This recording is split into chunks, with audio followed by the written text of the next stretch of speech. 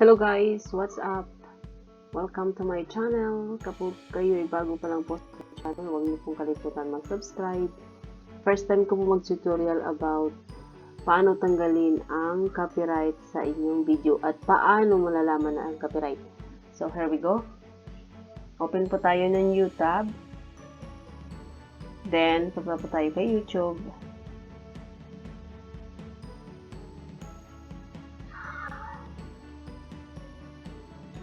Then, punta po tayo sa ating YouTube Studio.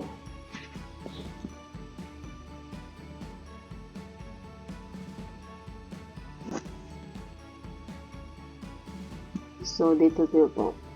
Punta po tayo sa left corner ng ating channel. Your videos. Then, dito nyo po makikita kung mayroon kayong copyright.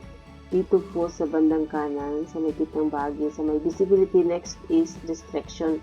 Kung kayo naman po ay may sa CP, so dapat kayo po ay mag-download ng YouTube Studio. YouTube Studio.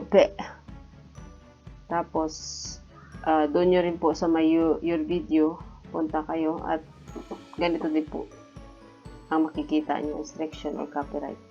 So far, wala pa naman akong copyright. Kaya, example lang, halimbawa lang sa isang video ko, papalitan ko ng music kasi copyright. So, pili po akong maybe dito.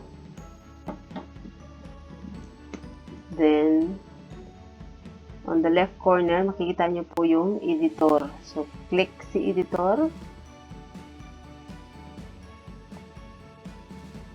Then, sa baba po niya, nakikita niyo po yung video. Ito na yung mga video nyo. Then, nota, saka yung expand. So, dito po tayo.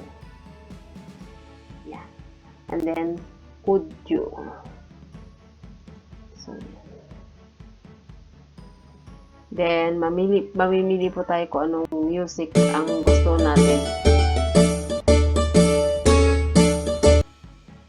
So, yan. Mamimili lang po tayo dito. Ito po ay free. Wala po itong copyright. Bigay ni Lolo. So, mamimili lang po kayo dyan. Mood or duration. Artist, kung sino yung gustong artist. Mood or duration. Then, kiklik nyo lang po ang isa sa mga add to video. After nyo add to video, mag-a-appear na po yan dito. And then, isi-save nyo lang po siya. After nyo ma-save, mga 1 minute ago, balik kayo sa inyong video, pakikinggan nyo, palit na po siya. Tsaka, i-check nyo rin po kung may copyright po siya. Pero once na nag-change na kayo at nag-save changes na kayo dito, wala na po kayong copyright yan. So, sana po makatulong po yung short video na ito para sa may mga copyright na video. Maraming salamat po sa panonood at pakikinig. Kita-kita palagi. Bye!